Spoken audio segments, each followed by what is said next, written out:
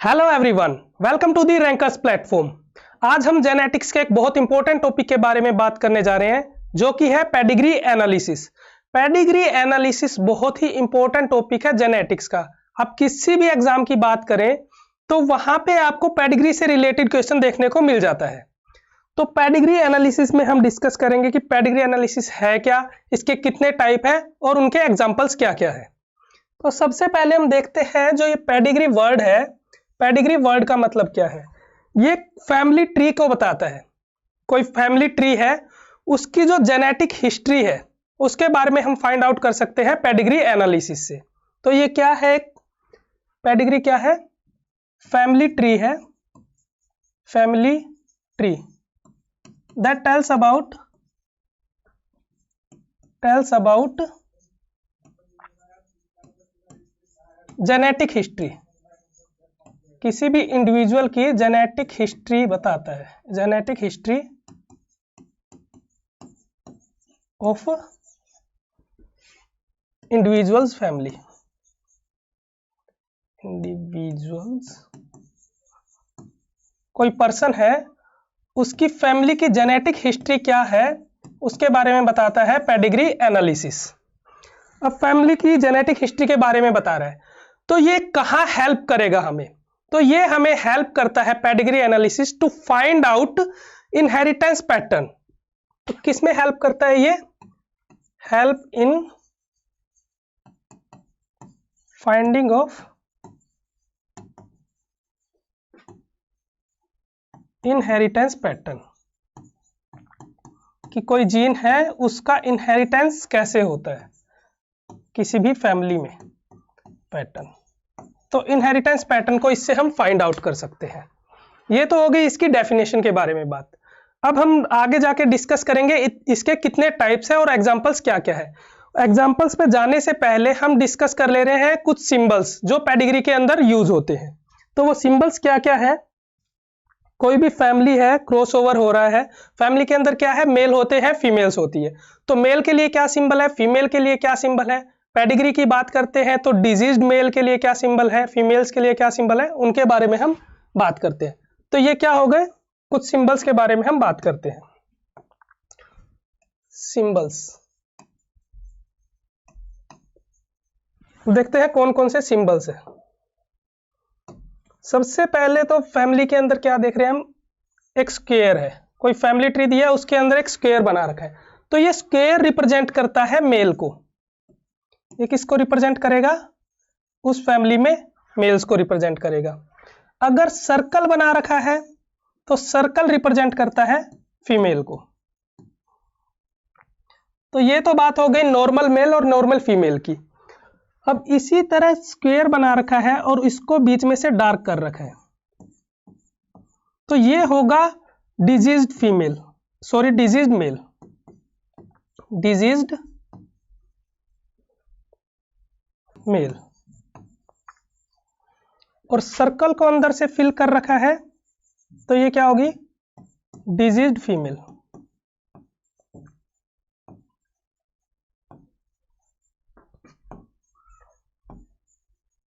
Female.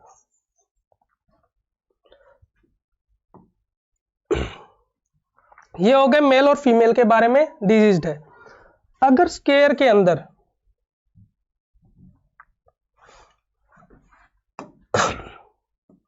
अगर इस square के अंदर पॉइंट बना रखा है तो ये होगा कैरियर मेल।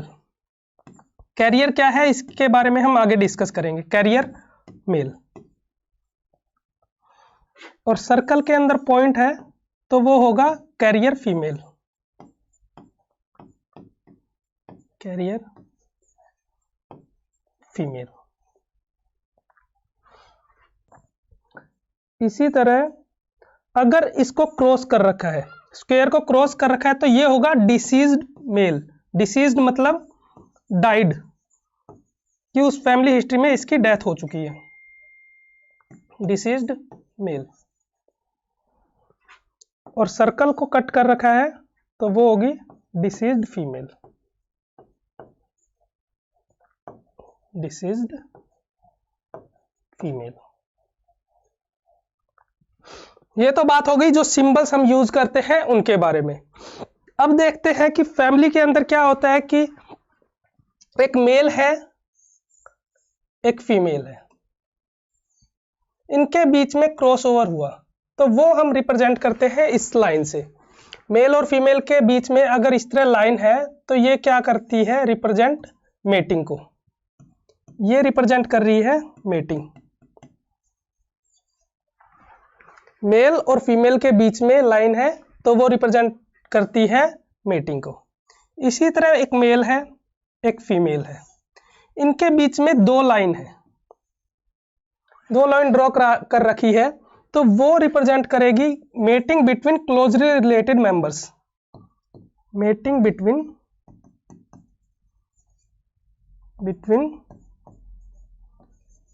क्लोजली रिलेटेड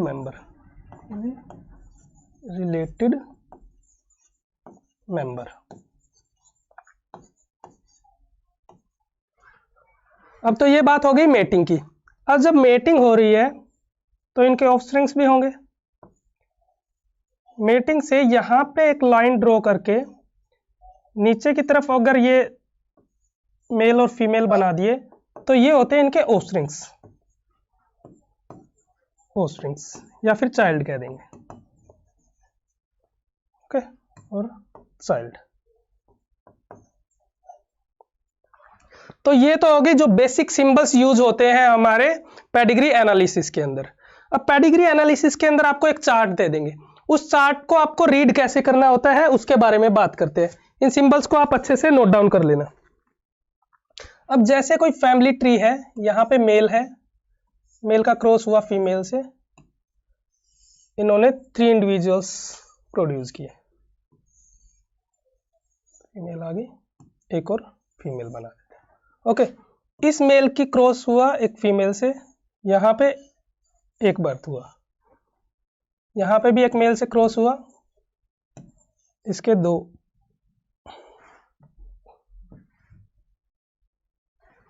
यहाँ पे एक ये मेल आ गया, एक ये फीमेल आ गई, यहाँ पे क्रॉस हुआ, यहाँ पे एक फीमेल आ गई।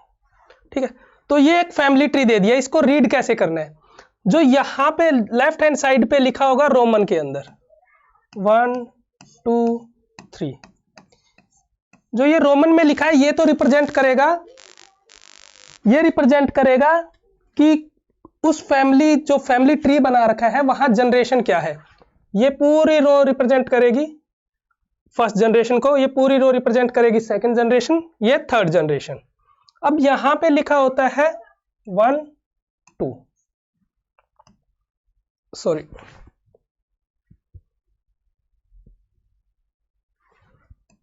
होगा 1 2 3 4 5 6, फिर दोबारा 1 से स्टार्ट होगा 1 2 3 4 5।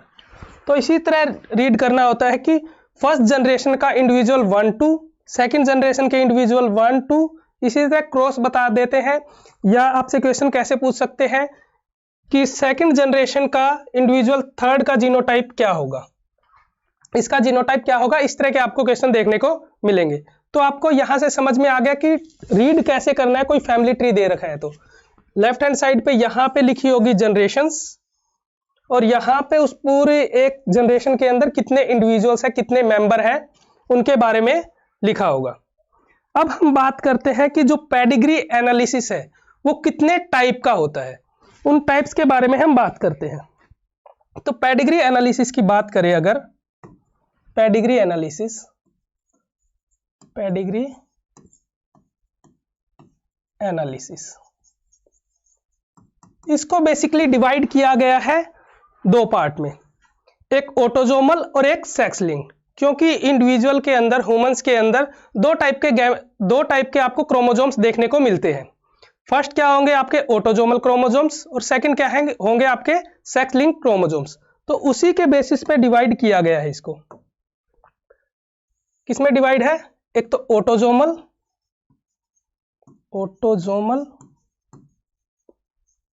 और सेकंड आपका होगा सेक्स लिंक्ड। Sex linked. अब जो ये ऑटोजोमल है इसको भी फर्दर डिवाइड किया गया है दो पार्ट्स में।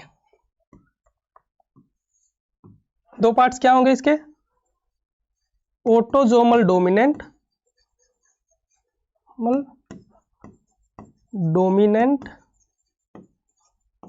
And autosomal recessive. Autosomal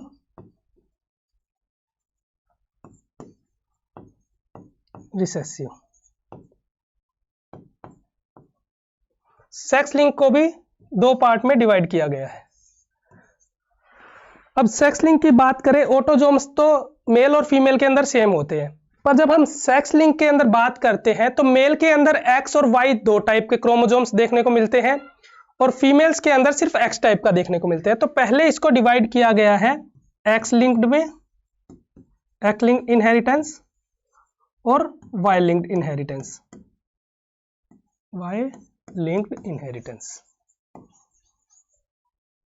Y तो एक मेल के अंदर ही होता है, तो वहां पे कोई हम बात नहीं करेंगे कि उसको आगे फर्दर डिवाइड किया गया कि नहीं किया गया। तो यहां पे जो एक्स लिंक्ड है इसको भी ऑटोजोमल की तरह दो में डिवाइड किया गया है, X linked dominant, x linked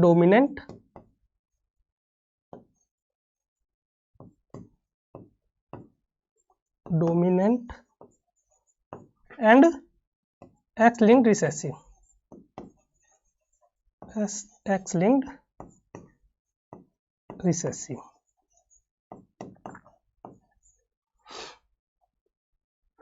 तो ये बात होगी कितने टाइप्स के होते हैं। इस वीडियो लेक्चर के अंदर हम कवर करेंगे जो ऑटोजोमल डोमिनेंट और ऑटोजोमल रिसेसिव पेडिग्री एनालिसिस है, इनका इनहेरिटेंस कैसे होता है। इसके कुछ पॉइंट्स लिखेंगे हम। ऑटोजोमल डोमिनेंट की बात करते हैं तो कुछ पॉइंट्स लिखेंगे, वो आपके हेल्प करेंगे पेडिग्री एनालिसिस या उस चार्ट को समझने में और उसको सॉल्व करने में। तो सबसे पहले हम बात कर रहे हैं ऑटोजोमल डोमिनेंट की। ऑटोजोमल डोमिनेंट को समझते हैं एक जीन लेके। कोई जीन ए है, जीन ए है, तो ये जीन ए है, इसके एलिल्स दो होंगे। वो दो एलिल्स क्या क्या हो सकते हैं? कैपिटल ए हो सकता है। एक जीन का कॉम्बिनेशन दो एलिल्स से कैसे हो सकता है? या तो कैपिटल ए हो या कैपिटल ए स्मॉल ए हो,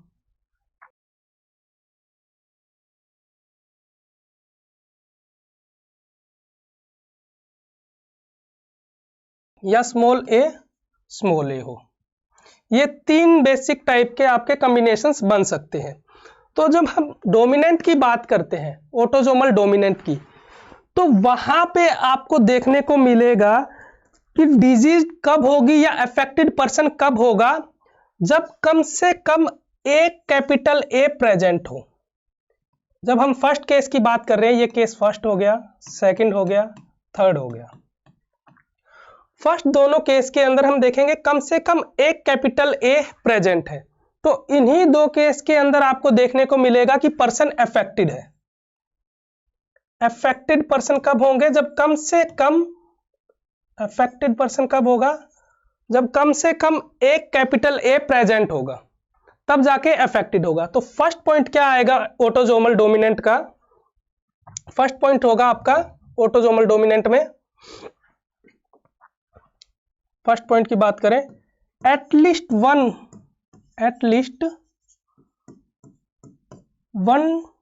डोमिनेंट एलील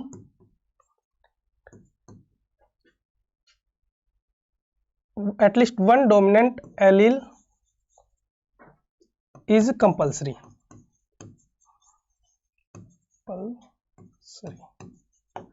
कम से कम एक डोमिनेंट एलील प्रेजेंट होना जरूरी है, तभी जाके वो पर्सन अफेक्टेड होगा। फर्स्ट बात तो ये होगी जो बहुत इंपॉर्टेंट बात है कि अफेक्टेड इंडिविजुअल तभी होगा जब कैपिटल ए कम से कम एक बार प्रेजेंट होगा। ये तो होगा फर्स्ट पॉइंट। सेकंड पॉइंट क्या होगा? अफेक्टेड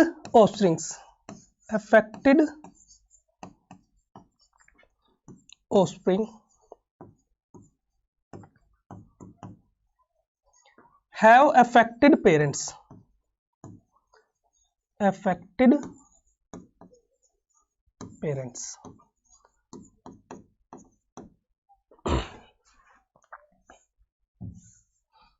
अफेक्टेड पेरेंट्स कि अगर चाइल्ड अफेक्टेड है तो कम से कम एक पेरेंट तो जरूर अफेक्टेड होगा, या मेल या फीमेल, फादर या मदर दोनों में से कम एक अफेक्टेड जरूर होगा अगर चाइल्ड अफेक्टेड है तो।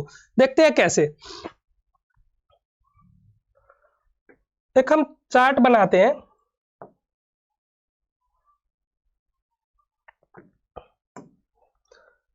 ये चाइल्ड है, मेल चाइल्ड है, ये अफेक्टेड है। तो अभी हमने ऊपर बात की है अफेक्टेड कब होगा, जब कम से कम एक कैपिटल ए प्रेजेंट हो। तो एक कैपिटल ए प्रेजेंट हो, या तो इसका जीनोटाइप कैपिटल ए होगा, या फिर जीनोटाइप कैपिटल ए स्मॉल ए होगा। दोनों कंडीशन में ये डिजीज्ड हो सकता है। अब हम पेरेंट्स की बात करते हैं।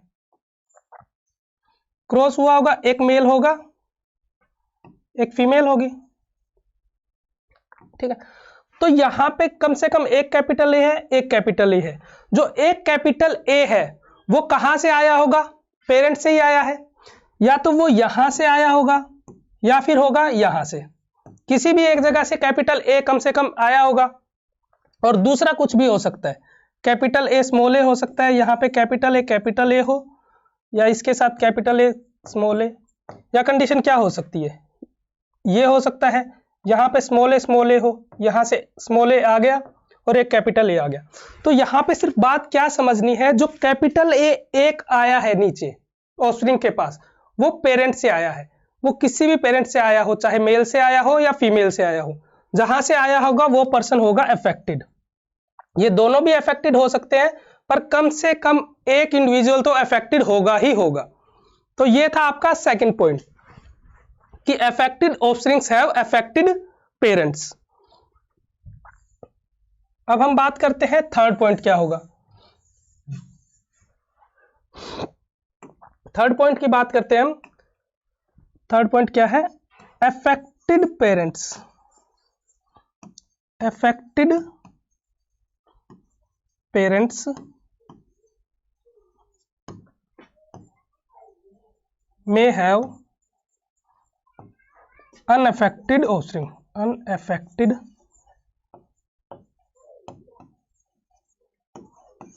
offsprings। कि अफेक्टेड पेरेंट्स अगर अफेक्टेड भी है फिर भी उनके जो ऑफस्प्रिंग्स है अनअफेक्टेड हो सकते हैं। उसका हम एग्जांपल देखते हैं कैसे हो सकते हैं। वो देखते हैं कि पेरेंट अफेक्टेड है, ये मेल है, ये फीमेल है, दोनों ही अफेक्टेड है, ठीक है। और इनका जो ऑफस्प्रिंग आया, ये फीमेल बना दी, ये फीमेल है, ये अनअफेक्टेड है।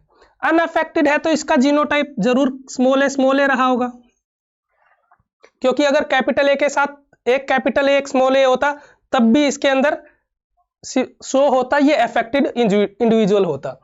तो ये स्मॉल ए है, तो एक स्मॉल ए यहां से आया होगा, एक स्मॉल ए यहां से आया होगा।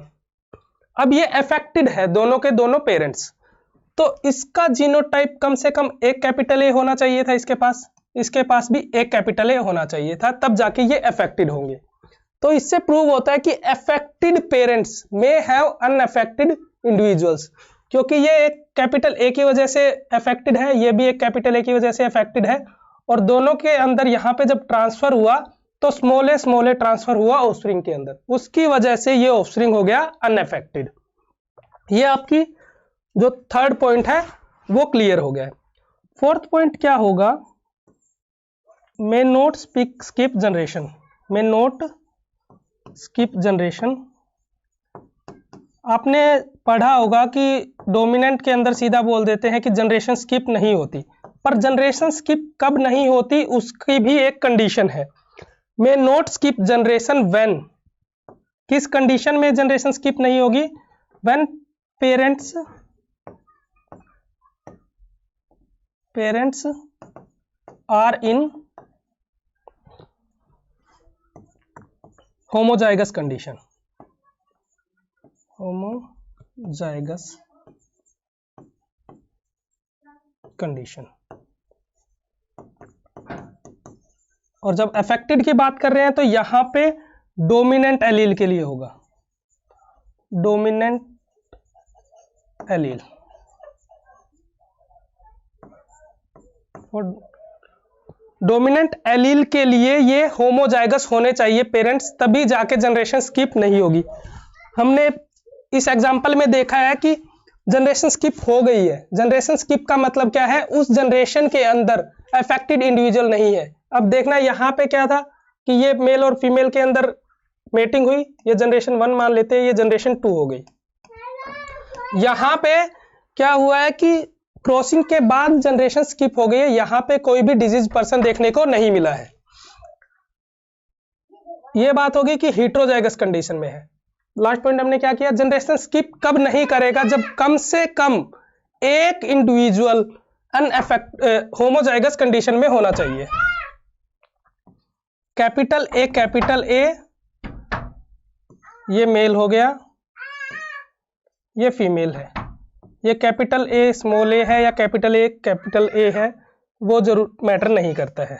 अब देखते हैं कि जब कम से कम एक कैपिटल ए इंडिविजुअल है, या मेल हो या फीमेल हो, होमोजाइगस डोमिनेंट कंडीशन में प्रेजेंट है, तो जब यहाँ पे ऑफस्प्रिंग के अंदर कम से कम एक तो कैपिटल ए आएगा, वहां से कुछ भी आए, दूसरे पेरेंट से कुछ भी आए, या कैपिटल ए आए या कैपिटल ए के साथ स्मॉल ए आए, ये डिजीज्ड है।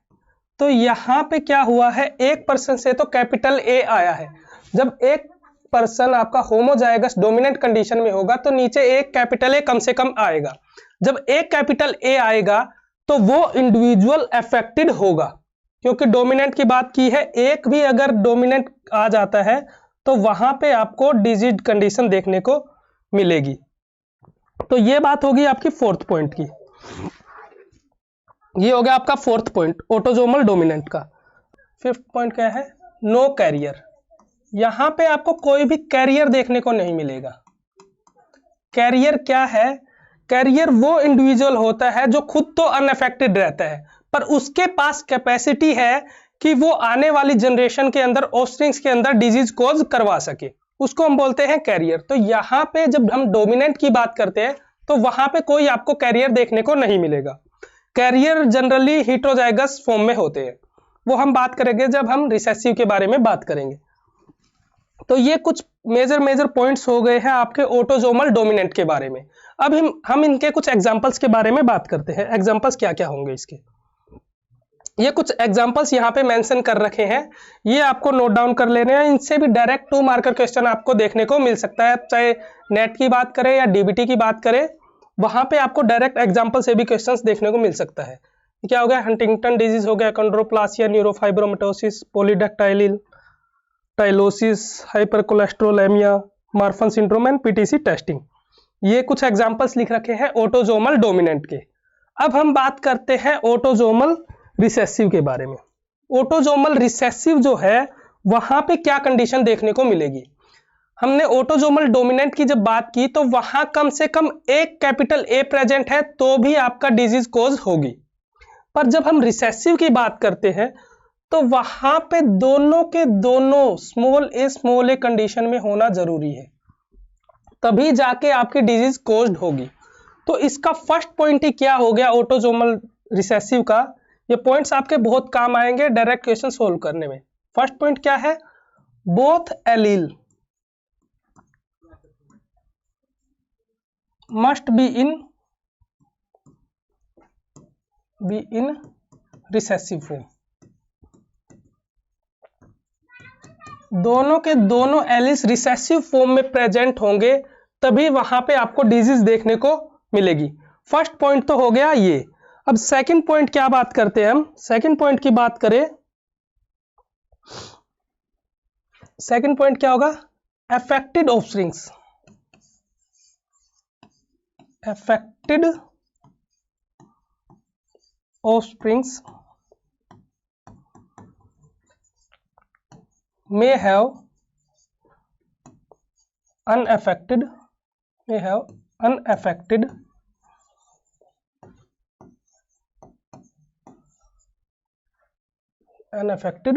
parents।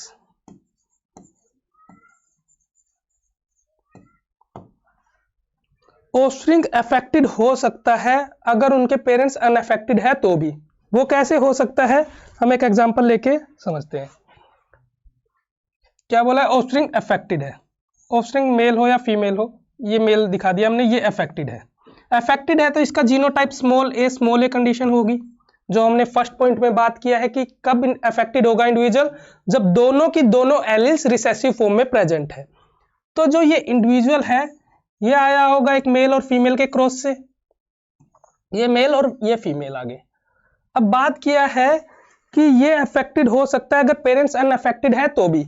वो कैसे कंडीशन हो सकती है, ये अनअफेक्टेड है तो इसका जीनोटाइप कैपिटल ए स्मॉल ए रहा होगा, इसका भी जीनोटाइप कैपिटल ए स्मॉल ए रहा होगा। ओके, अगर स्मॉल ए होता तो वो अफेक्टेड होता, कैपिटल ए होता तो कम से कम एक कैपिटल ए इधर आता, तो ये अनअफेक्टेड हो जाता। अफेक्टेड होने के लिए दोनों के दोनों स्मॉल ए होना जरूरी था, तो ये एक स्मॉल ए यहां से आया, एक स्मॉल ए यहां से आया, ये अफेक्टेड हो गया और पेरेंट्स अनअफेक्टेड थे। ये हो गया सेकंड पॉइंट। अब हम बात करते हैं थर्ड पॉइंट की। थर्ड पॉइंट क्या है, may skip generation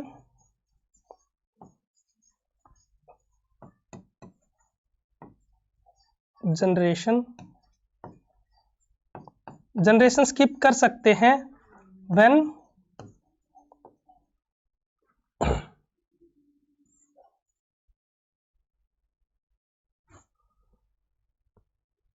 parents are in heterozygous condition,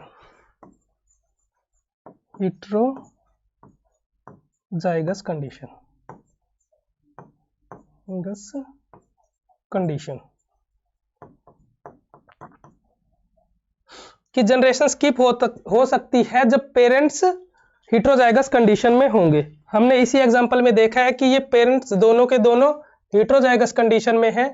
ये जनरेशन फर्स्ट हो गई, ये जनरेशन सेकंड हो गई। फर्स्ट जनरेशन कंप्लीटली स्किप कर रही है, इस जनरेशन के अंदर आपको एक भी डिजीज देखने को नहीं मिलेगी। अब हम बात कर रहे हैं नेक्स्ट पॉइंट की।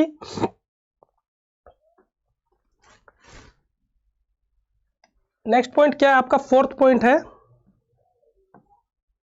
Individual act as carrier. Individual act as carrier when he or she is in heterozygous condition, heterozygous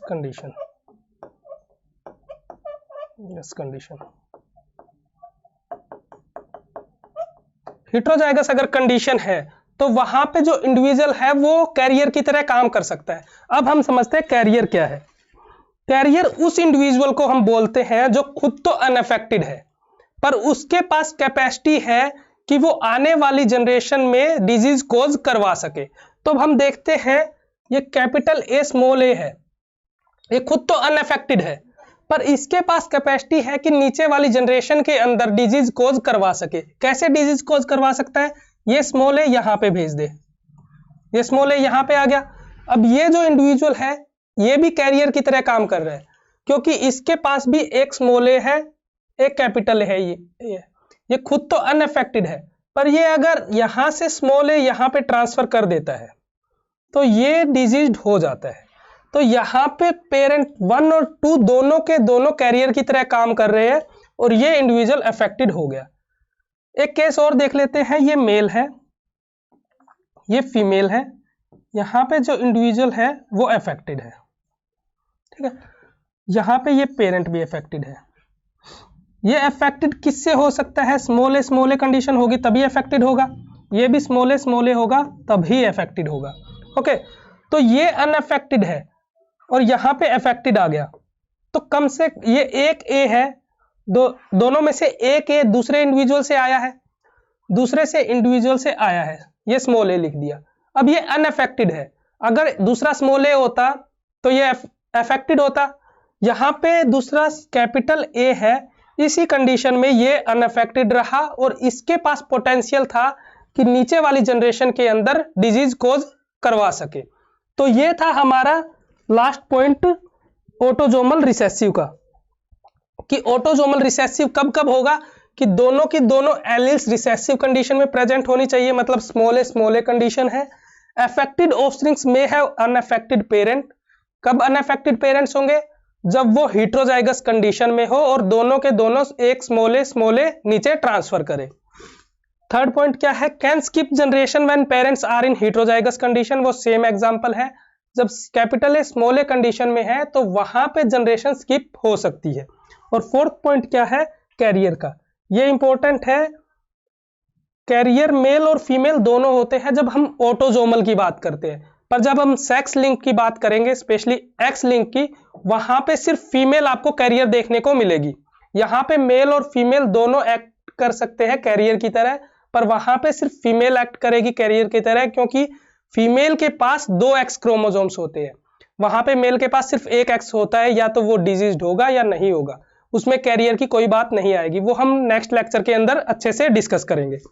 तो ये कुछ पॉइंट्स थे ऑटोजोमल रिसेसिव के, 4 पॉइंट्स है, इनको आप नोट डाउन कर लो जो क्वेश्चन सोल्व करने में हेल्प करेंगे आपकी।